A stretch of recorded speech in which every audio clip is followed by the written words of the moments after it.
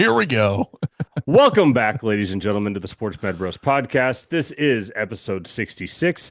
It is March 24th, 2026. I am welcomed, as always, by my good friend and co host, Evan Kraft, live from Greenwood, Indiana. Ev, we have a guest tonight. We How do. are you doing, though? I'm fantastic. I've got the Outsiders tank top on, man. Shout out pro Man, the wrestling. tats are flaring. Like, this is Yeah. fantastic. Hey, Um, Ladies and Doctor gentlemen, Doctor Lesher's got one, got a few too. So we I had to we show him off. are so very excited to welcome Dr. Tyler Lesher to our podcast tonight. He is a friend of the program. I'm going to run down some quick bona fides of his. Listen, we don't have time for everything. We're going to let him tell his story, but he is a Casper College, New Mexico State, Cal State Chico, and Cal PA grad. He has worked on many levels of basketball, including college and the pros, and is currently a private practitioner. He is the founder of ARC, Advanced Rehab Certification, and a damn good social media follow. Ladies and gentlemen, welcome Dr. Tyler Lesher to the program. Thank you for joining us tonight, Tyler. Thanks for having me. I should have worn up my cutoff too, man. We could have like sat and just hang out. And it's nice as shit here. Like I would have no Well, issue with well, we that. recently switched to video content as well, so you can feel free to show off as much as Perfect. you Yeah. want. But Yeah. real quickly, I mean, thank you so much for joining us tonight. We know that you're very busy, especially during this National Athletic Training Month. But the first biggest question that everybody has is that we ask everybody, what is the 30,000 foot view of your career? What has brought you to this point? What is your path? Tell us how you got here, Tyler. Yeah, I mean, so first and foremost, thanks for being flexible with my schedule and kind of adjusting on the fly. Yeah. Well, that's what athletic trainers are all about, right? Yeah, that's really what it is. Um, Two, thanks for having me on. But then three, the 30,000 foot view, I guess my path in life was to always work at the highest level of basketball, no matter what it was.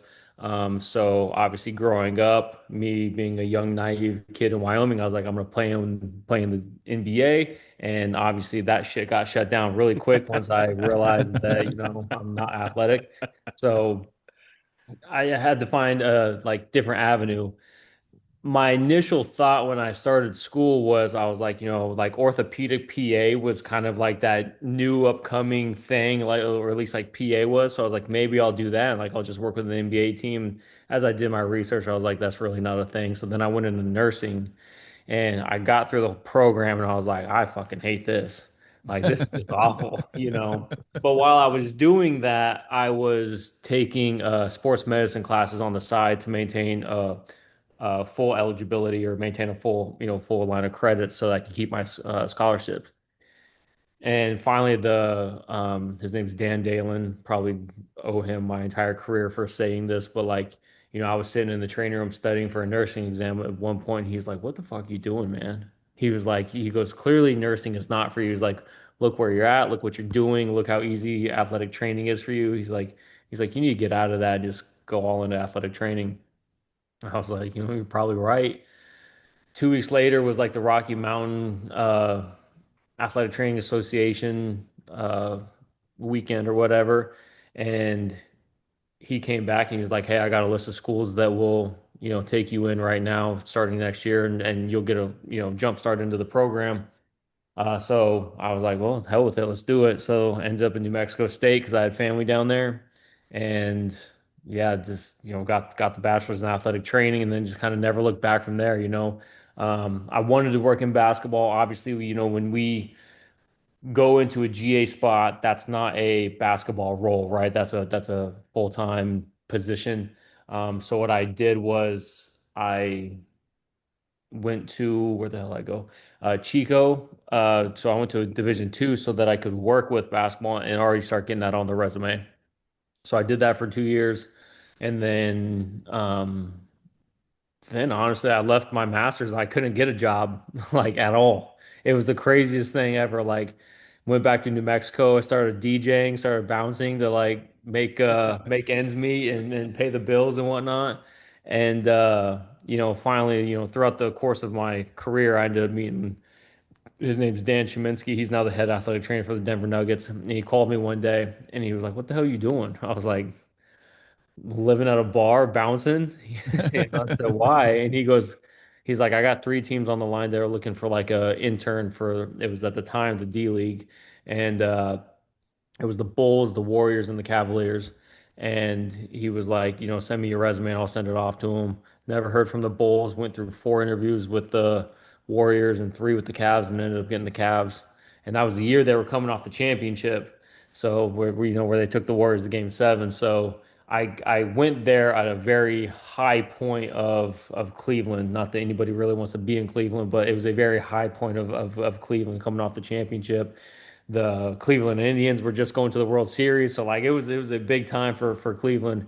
And obviously, at that point, I kind of got slapped in the face with um, how much different shit is on the pro level, right? Like I go walking in there, I'm young, I'm naive, I'm from Wyoming, never really been exposed to high level basketball. And then there's LeBron, Kevin Love, Kyrie, just an all-star team, right? And seeing how they do shit on a day-to-day basis, from a treatment, from a performance, a day-to-day operation, right? And then that's when I kind of like knew right then and there. I was like, this is what I want, just at the highest level. Like this is what I have to embody. Is the work ethic to work with these guys to where they feel comfortable coming to me, calling me up and say like, hey, like, can you come work with me right now? And like that's the level I wanted to be at. Mike Mancias is somebody that I always reference because he works with LeBron, and I tried to model everything I did after him. I was like, what did he do to be so good for LeBron that LeBron wanted to bring him on, right? And then make him his day-to-day guy. And at that point, it was still really new that people were starting to do that. Um, so did that for a year and then got hired by the Hornets. Was there for 4 years taking care of their G League team, doing both the head athletic trainer, head strength and conditioning for them, amongst other stuff. But I was at least going back and forth between the main team and then the G League team. Did that for a couple of years. And then finally I was like, I'm not making shit for money for these guys. I got to get out of here. COVID came along and whatnot. Went to FAU for a year, and I actually loved living in Florida. I thought that place was awesome. Every day was a vacation. This place was fucking heaven. I was living in Boca. Life's great. Um, but just the next thing I know, UCLA called, and it was like it's the day my wife and I got engaged. Literally, like we got engaged 30 minutes Whoa. later. Oh man. UCLA calls, and we're driving. We were going to a bar to celebrate and just get after it. And UCLA calls, and pretty much like I have this 30-minute call. Everyone's like, "Where are you?" I was like, "I think we're moving to LA." She was like, "The fuck we are." I was like, it's UCLA. Like, how do you say that? No, it's the one blue blood of kind of all the blue bloods is how I look at it, right? And at least as far as like basketball. And then next thing I know, a couple weeks later, they offered me the job, moved out to LA. Loved it, loved every bit of it. It was great for me personally, professionally, being around everything. And then finally got to the point where uh, started seeing like the writing on the wall with kind of our profession. Truly, like from like now, now at that point, I've been in the game for 10 years. Started like being more self-reflective on everything as far as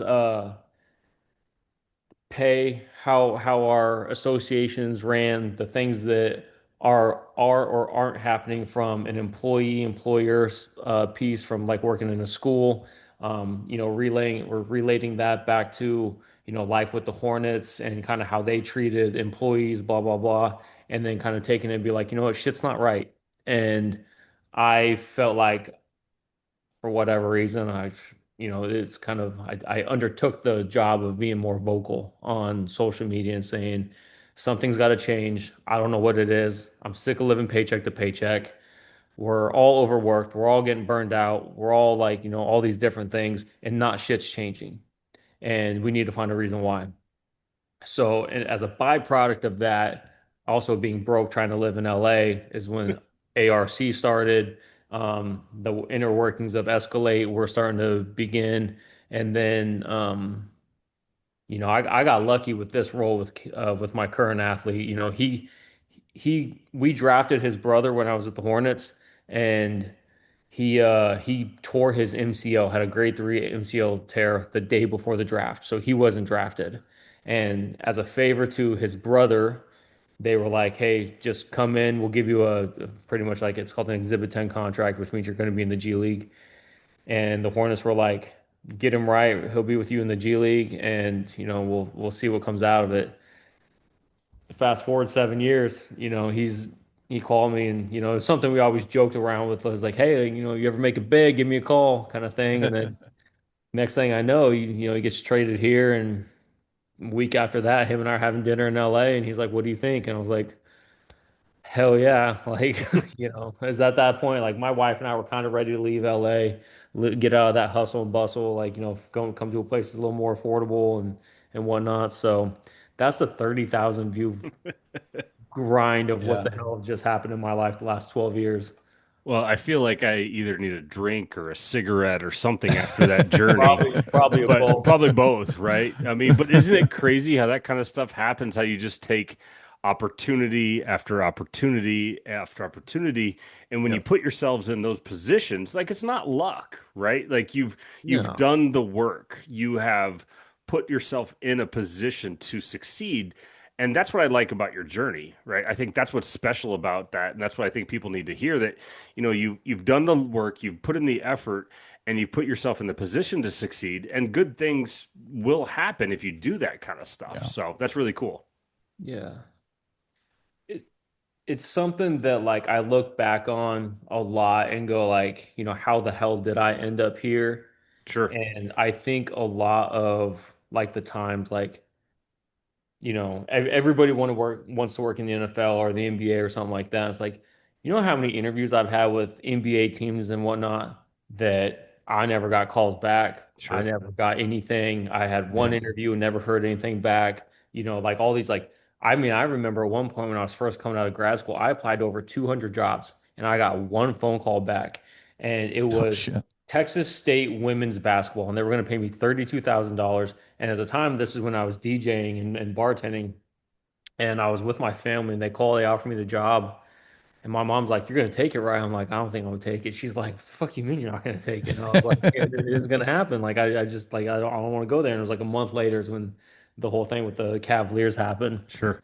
And like it just yeah, opportunities, everything kind of presents itself as it needs to. But yeah, I mean, I'm a big believer like, just invest in yourself, put yourself in the right rooms and the right things will happen for sure. I think that sentiment echoes pretty well with both of us. Yeah. You know, I think, we talk about all the time how right place, right time is a huge, huge deal. But if you've done the work and put yourself in a position to be in that right place at the right time, that's almost more important than anything. And then, like having the resume, having the skills to back that stuff up, obviously, is just as big as anything. But please, Ev, I'm stepping on your toes. Go ahead, talk for a little bit. No, you're good. Tyler, real quick, tell us where you're at now and what you like the most and least about your current role with what you're doing right now. Man, so yeah, right now in Dallas, moved here 8 months ago ish in June. Um, I mean, I'm not gonna lie, man. Like my running joke is I work an hour a day. I just don't know when that hour is gonna be. And that's kind of the pro and the con of it. Like Sure. I am at my athlete's beck and call. Like he is typically pretty good. Like, we do have a general schedule like on practice days, game days, whatever it might be. But there are times where like he might just call me like, "Yo, we need to go get some work in," and Yeah. 8 o'clock, and I probably wouldn't have heard from him all day, right? And Yeah. I'm getting ready to go to bed and get a call like, "Hey, like you need to come over and get the work." All right, well here we go. That's Yeah. um, it is what it is. But when he pays the bills, and who the hell am I to say no, right? It's just one of those things. So, I mean, honestly, the best part is I've known Caleb for 7 years. He's been one of the best humans that I've ever worked with, let alone treated, trained, anything like that. I wouldn't have left a job like UCLA if it wasn't to be with a really good human, right? Not just an athlete, but like a really good human that I want to be around as much as we are and working together. So that is definitely by far the best piece of it. Is like, when we go treat, train, we're joking, we're watching golf on TV, and then, obviously all the byproducts of everything of, when we're here, we finish treatment, it's like, all right, let's go golf, let's go do this. There's Yeah. kind of like having a built-in best friend. I So, mean, I love that as a golfer myself. man, So, huge. And the best part is Caleb now has the golf bug. So I'm like, yeah, bro, we got to go play. We have to. He's like, yeah, man, 100%. We got to go. So as far as your role, I mean, obviously we're all three of us are now in the private sector. What what do you wish people knew more about what goes on behind the scenes? And I guess there's it's two parts to this. Where do you want to take that from here? Like what do you want to build off of what you're currently doing? Obviously you've had ARC, you've got your huge social media following, but where do you want to take what you're doing now in the future? Yeah, I mean, possibly, taking on one or two other athletes is kind of how I look at it. I say that very, tentatively. I'm very good with just having one athlete, although like just said, like, I have plenty of time throughout the day that where I could take on like a one Yeah. or two others.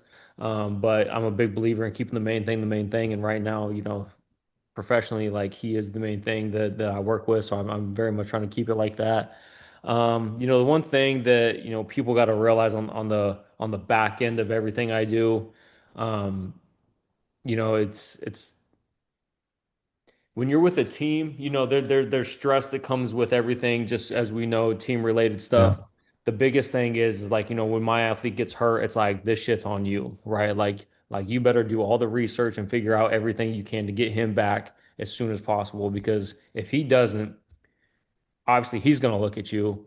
The people, the athletic trainers, the PTs, whoever on the team are looking at you and saying, this guy fucking sucks. All these different things, because like they're not, because the athlete's not working with them, it's like they're always pointing the finger at you, right? Yeah. So there is like that kind of, and maybe it's just me, but like that's the stress that I bring on myself with it. When my athletes hurt, it's like, okay, all eyes are on me in the sense of like I got to get him better as quick as possible and as safe as possible. That's really all that matters professionally on that aspect. Um, like during the team side of things, like I don't know if you guys know who my coach was at UCLA, but he's been very out there in the media lately, but like, I do. he's I've not heard known I've heard for a very thing or aware. two. yeah. So, when great guy, but like not an easy guy to work with. So when guys get hurt there, it's I need them back right now. Doesn't matter. All like, make sure they're on the line at 9 a.m. Right. That's all that matters. Yeah. Here it's obviously a little bit different. There's a CBA and things in place to where, we can protect the players a little bit, but um yeah, I mean, overall, those are the biggest things for sure. And I mean, moving forward, I would love to do another Escalade again, should that time come up. Um, I am working on something right now called the Advanced Rehab Community. So you guys are the first people to hear about that because I'm pretty sure my wife is the only person that's Oh, heard about breaking that. news right here, guys. Breaking news. Yeah, here we go.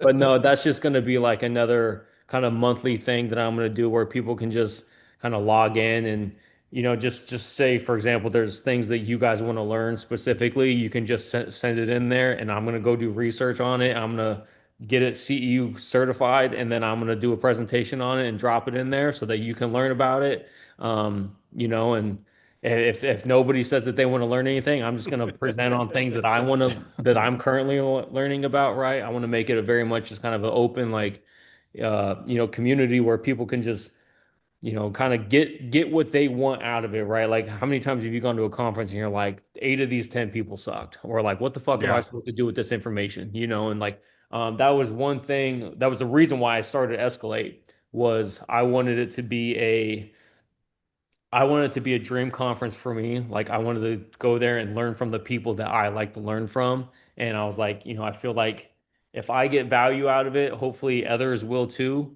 And it ended up working out extremely well. So it's like I want to keep that same type of energy, the same,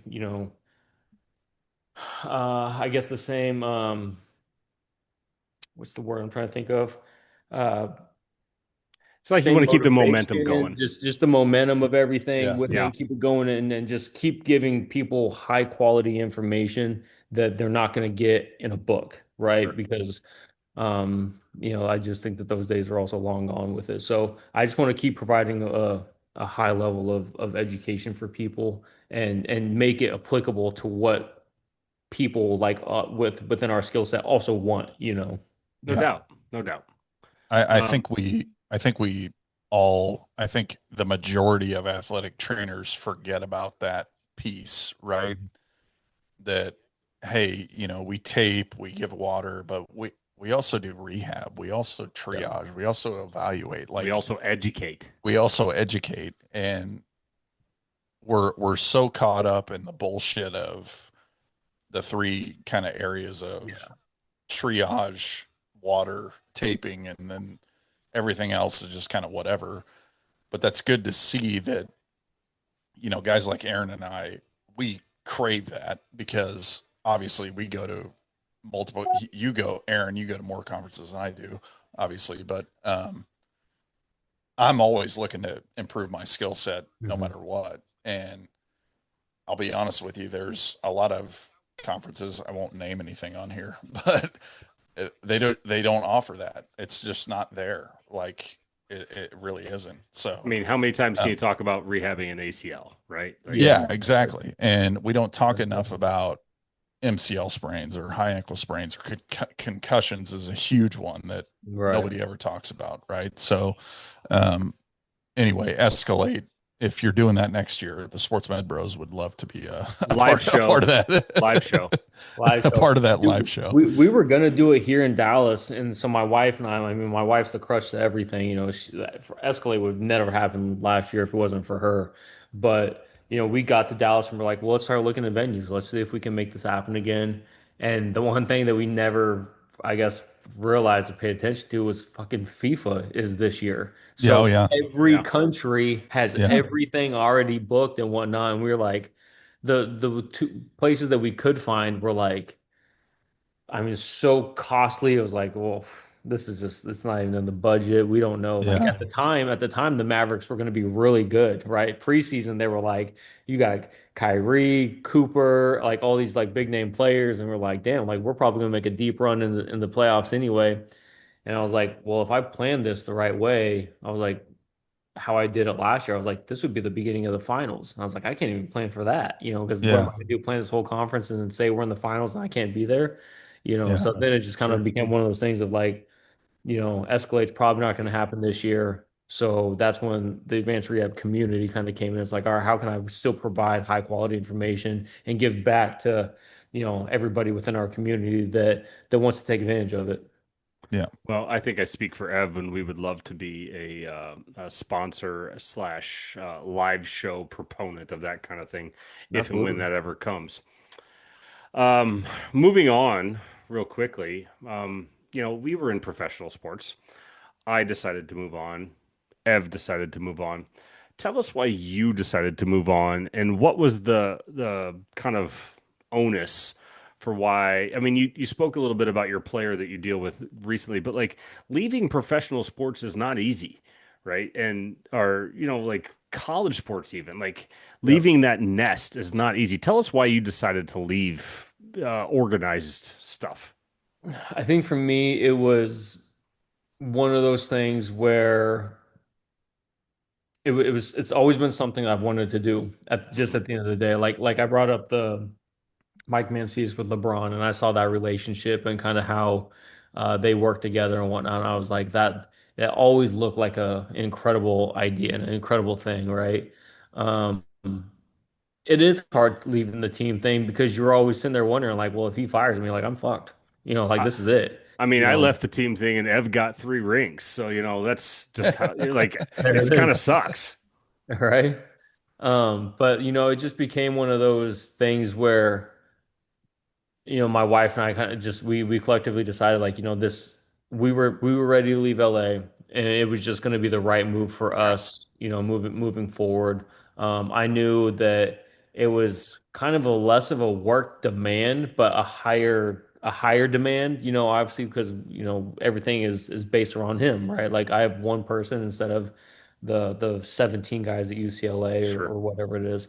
Um, but like there were like other aspects of it that I was like, I no longer have to deal with the admin shit that or anything like that. Yeah. It's literally just me and him, and we can do whatever the hell we want, right? Like there is no big brother looking over our shoulder. I don't have to report to six different channels to get up to the AD or whatever Yeah. it is. It's like, I'll give you a perfect example. My player and I were making a decision yesterday, and the team reached out to me and they were like, "Hey, what do you think of XYZ?" And I was like, you know, I haven't heard from Caleb yet, but I got to have a conversation with him first about our plan, and then we'll get back to you. Like, and so it's just a whole different kind of life being on this side of the fence. But there's been such a huge freedom with it, like my stress levels are significantly down, Right. Yeah. and um I just the work life balance. Like, I'm home more than I've ever been. I'm golfing. I'm doing. I use the term like I'm buying back my time of Right. all the Yeah. time that I lost with the team stuff, to where like I'm able to do the things that I haven't been able to do. And it's been phenomenal for me on my end on as far as doing that for sure. Yeah, I think that's an underrated portion of the things that we talk about. I reference the institutionalization of professional and collegiate sports. Like it's phenomenal. I can tell you on a Tuesday in November what we would have done at Yeah. 3:45 p.m. That's Mhm. fantastic. But now, I think we can all say that we have a little bit more openness and freedom with those time periods in our life, be it kids, be it family obligations, be it whatever, golf, you know. Mhm.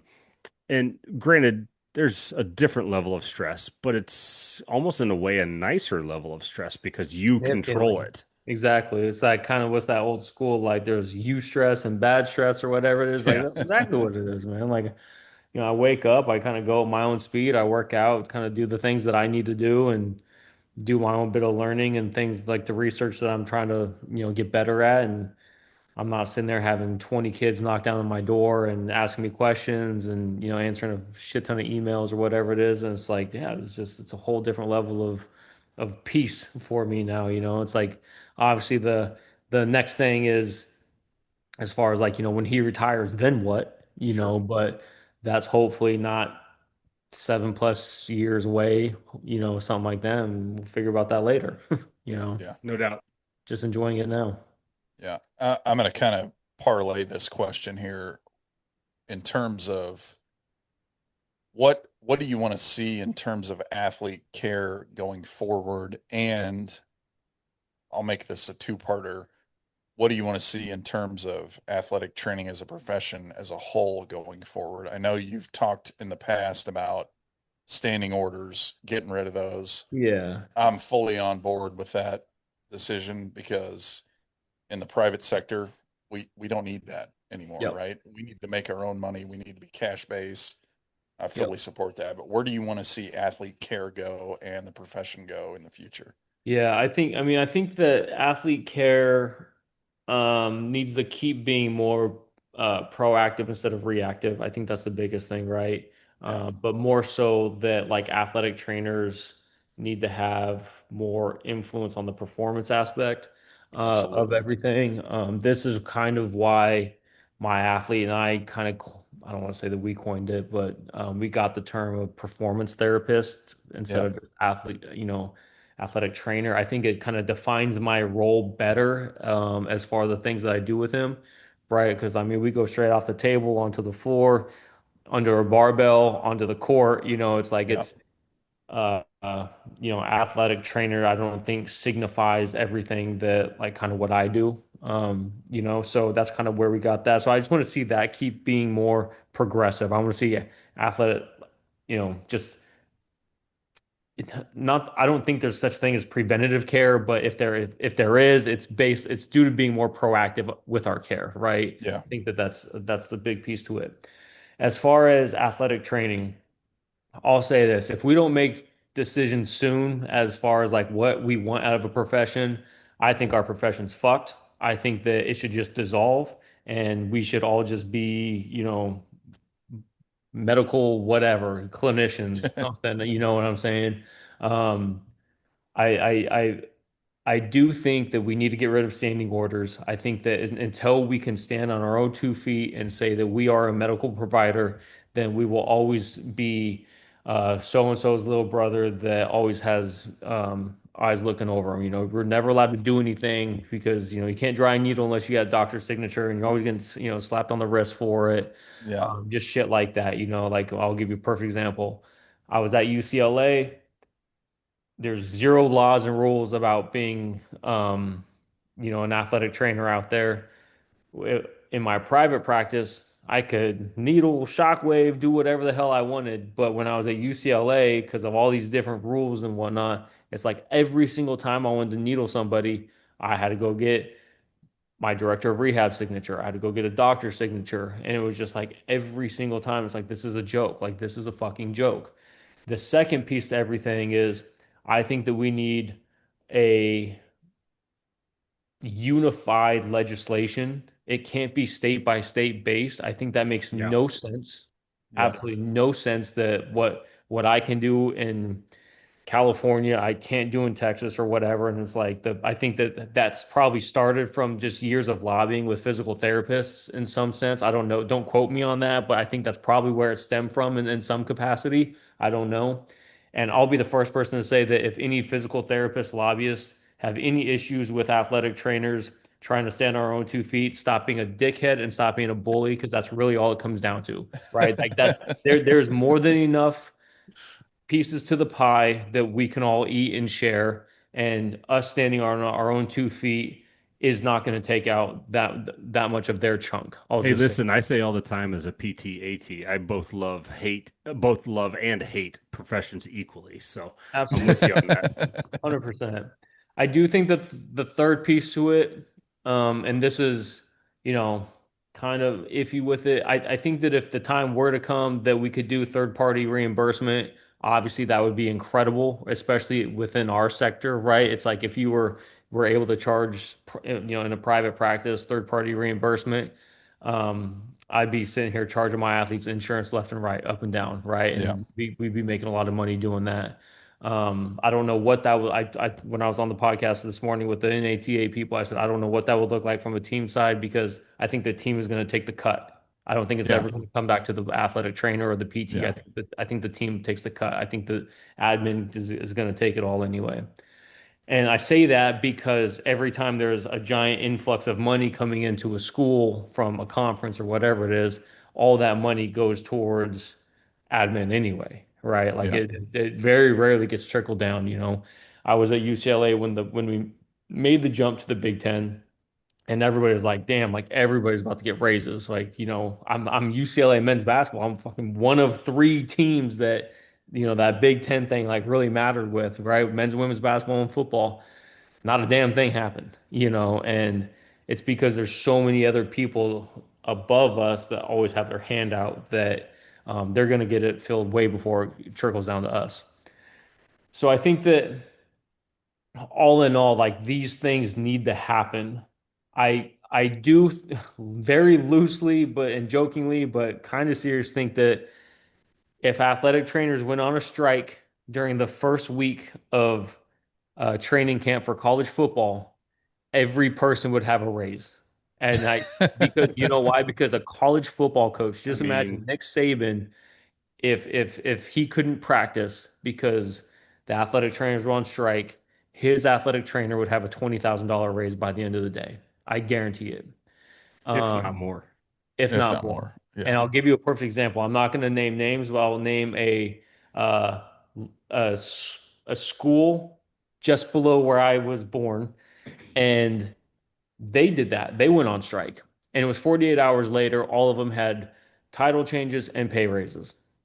And on top of it, they never missed any time because what they did was they told the administration prior to, hey, this is what we're going to do. We're all going to go on strike. There's not going to be any services, medical services provided, and they were like starting to stay on, and that they never got to that day. because administration realized it and they were like, shit, we could, pay them, and Yeah. that's the only way that you can truly get what you want out of this is you have to bottleneck them. You have to. I mean, how else are you going to do it? Yeah. And it's shitty to say that. And like, I'll be the first person to say, I was living paycheck to paycheck at FAU and then UCLA, and that's why I started ARC. Like I was like to live the life that I wanted to live, which albeit I'll say it was I wanted to go to music festivals, I wanted to party, I wanted to take my wife on cool trips and do all these different things. But the only way I was going to do it was if I went out and got an outside income. And my coach told me straight up, he was like, look, I can't get you a raise. He's like the university won't budge on it. And he's like, I'm all for you going out and doing your own thing.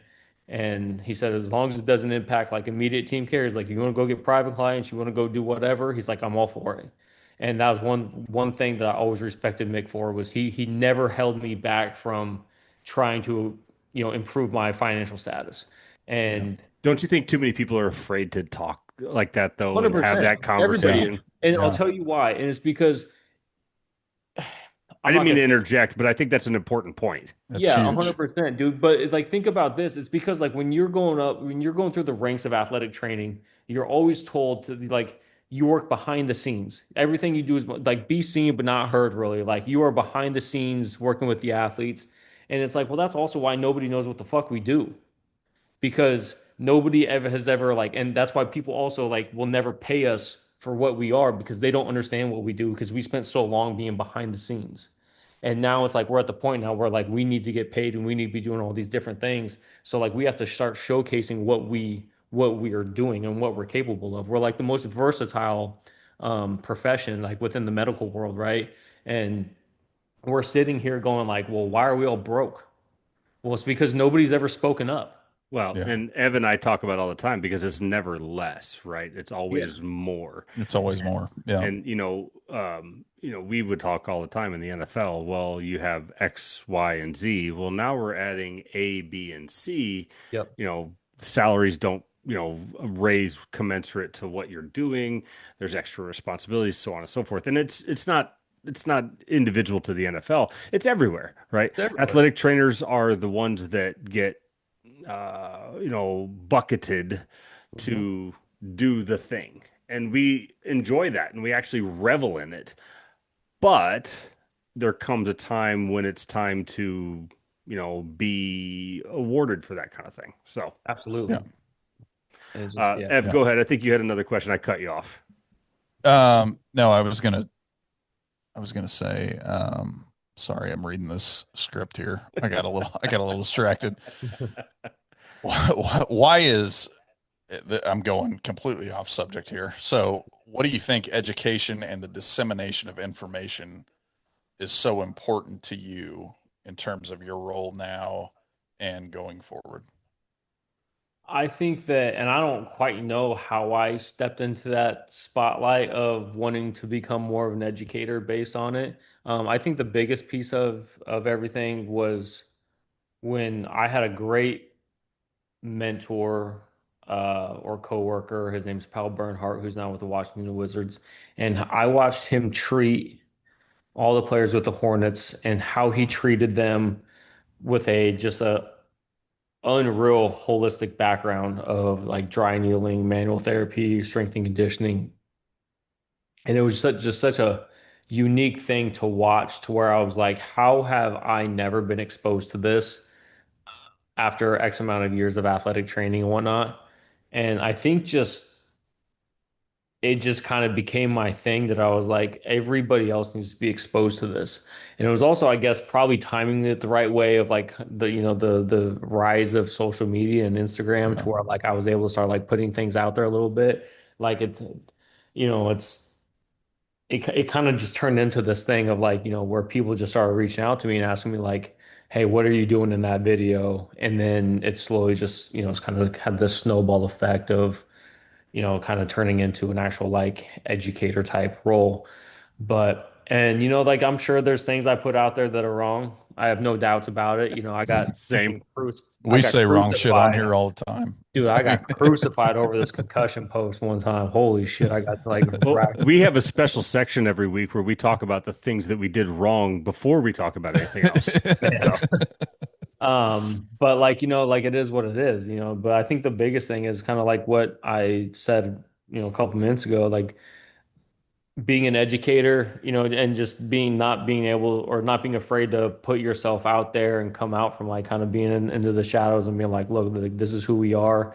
Like I'm gonna stand on, my 2 feet and say like I'm proud of our profession. These are the things that we need to do to improve because I think that there's guys like us that, you know, in my opinion, we're the leaders of the profession. And I think that just even like guys like Mike Stella, I don't know if you guys know him, yeah. but great dude. I talk to him all the time. And it's like, you look at people like that and you're like, why was I ever sitting here trying to play the game of the team world and whatnot when knowingly that you're just never going to get paid, you're never going to do these different things. So just kind of all things in general, it's like, how can I best inform our generation, but let alone the new generation of, hey, look, like there is another side of this that like you don't have to sit here and kind of get raked over the coals like we probably all have done with yeah, college and NFL pro teams or whatever it is. And just highlight it. It's like, hey, look, you can go that route. I chased that route forever. My running joke was like, the NBA was that girl in high school that you always wanted to hook up with, and then you finally did it a couple years later, and you realize she sucks, and you're like, oh, no, like this is awful. Like I want nothing to do with it, and that's kind of one I of the have no reasons why. idea what you're talking about, Tyler. I have no Yeah, idea what you're talking about.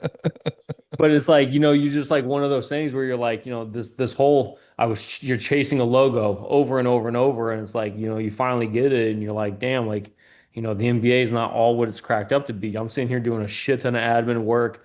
I'm still having to punch a clock. I'm doing all these different things just to work with, just to wear the logo and whatnot. It's like I'll just go buy a $20 t-shirt and be just as happy, you yeah, know.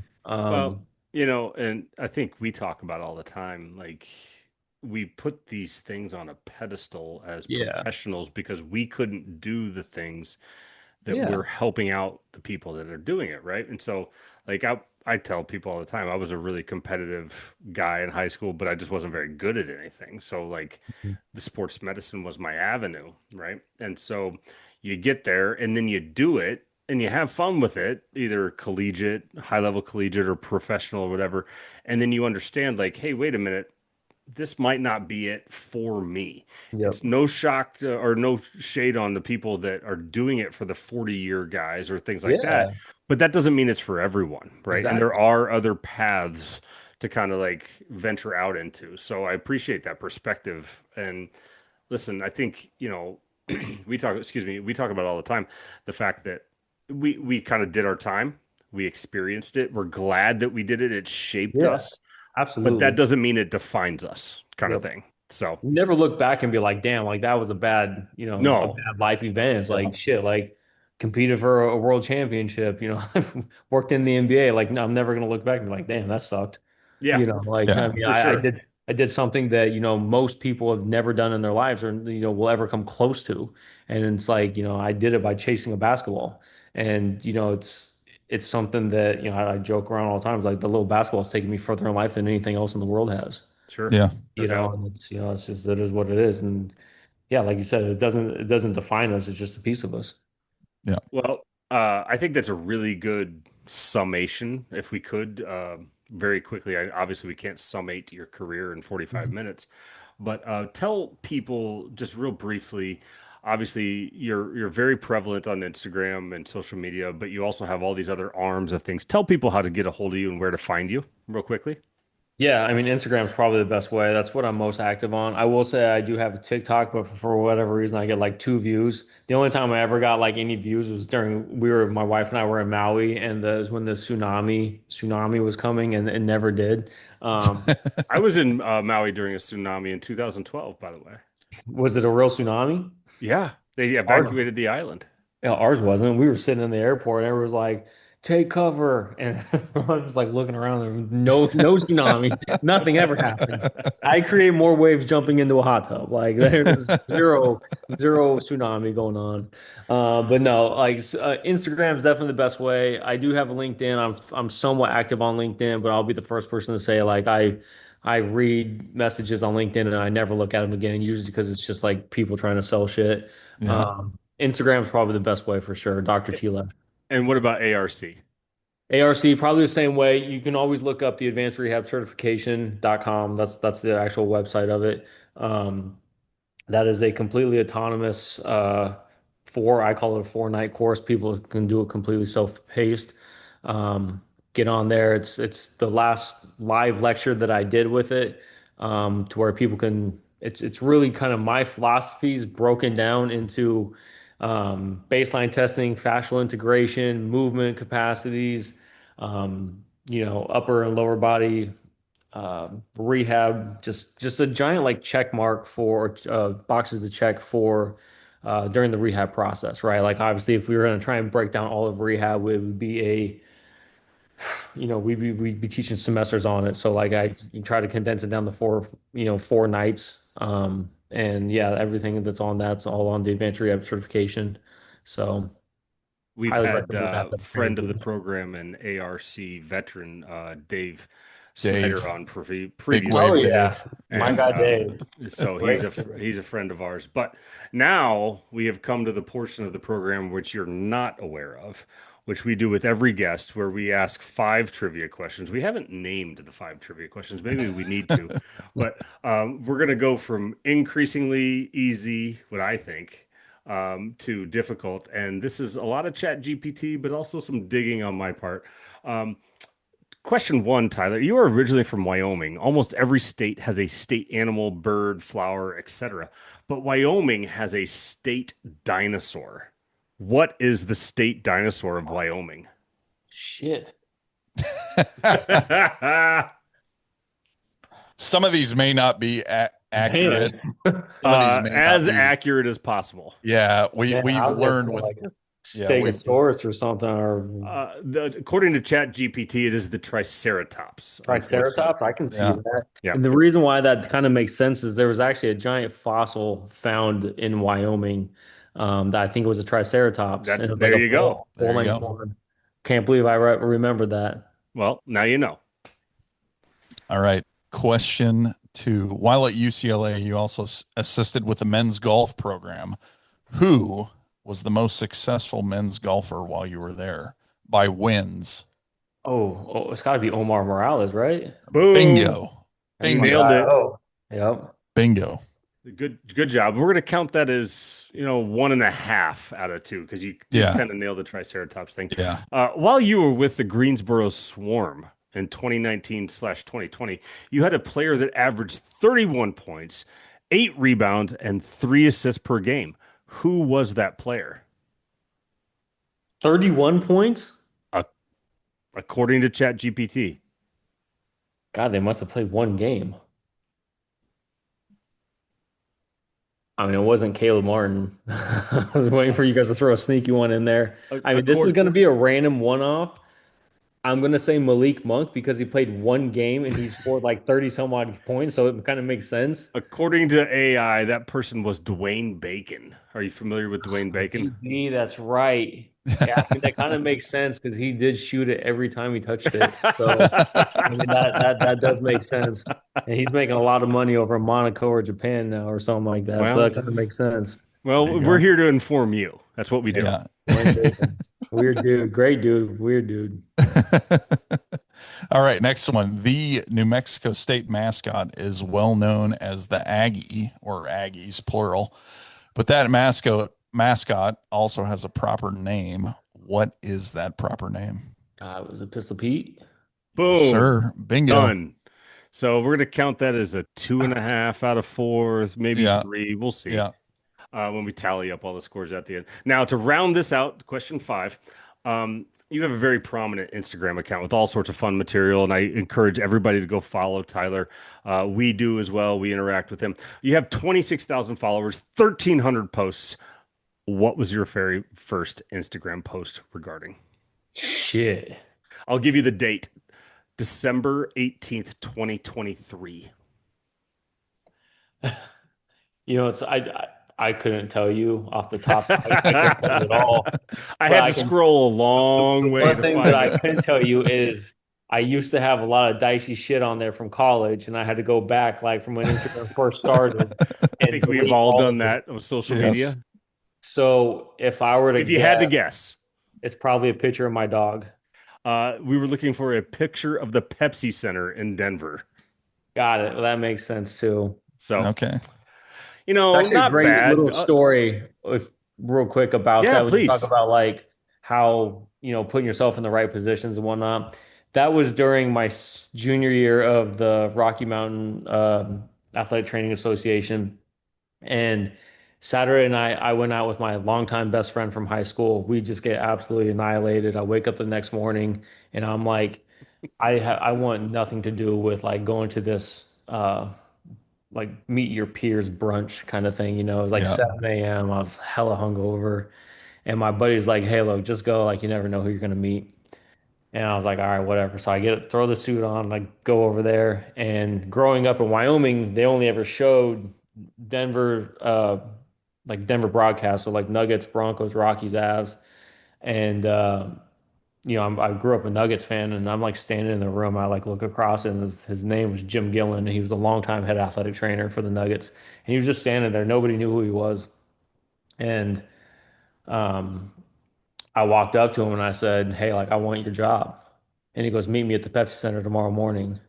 So I went to the Pepsi Center, and that's when I ended up meeting Dan Shiminsky, who was the guy that called me to get me those See, internship calls. And he brought me in for practice, and that's when I took that picture. And Oh, that's how wow. the whole that's thing what we're happened. talking about. This is why That's we cool. have the podcast to tell stories like that. So, Yeah. Yeah, Yeah. I 100%. think the take home message is go talk to people, put yourself out there. Yes. absolutely. Yes. Talk to people. And, what a better place to land the plane than that tonight. Dr. Tyler Lesher, thank you so much for your time this evening. Thank you guys. Yeah, As we man. tell everybody, don't tell one person, tell two people about the podcast. We love to be here to tell stories and interview people. Thank you, as always, to everybody who listens. Thank you to Ev. Thank you to Tyler this evening. We're gonna land this plane, bring it on home right there tonight. But please check us out on all of our socials and the things that we do. Interact. Tell us how much you love Tyler. Tell us who to listen to next, and tell us who to interview next. And we're going to continue NATA month, the rest of the month, which isn't much. We've got next Yeah. week, and we're going to round this out. But thank you, Tyler. Anything else before we sign off for the evening? No, just appreciate you guys for having me on. Love to do it again sometime.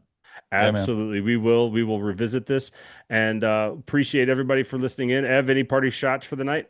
No, have a good weekend, guys. Thank Likewise. you so much to everybody. We appreciate you. Good night, everybody.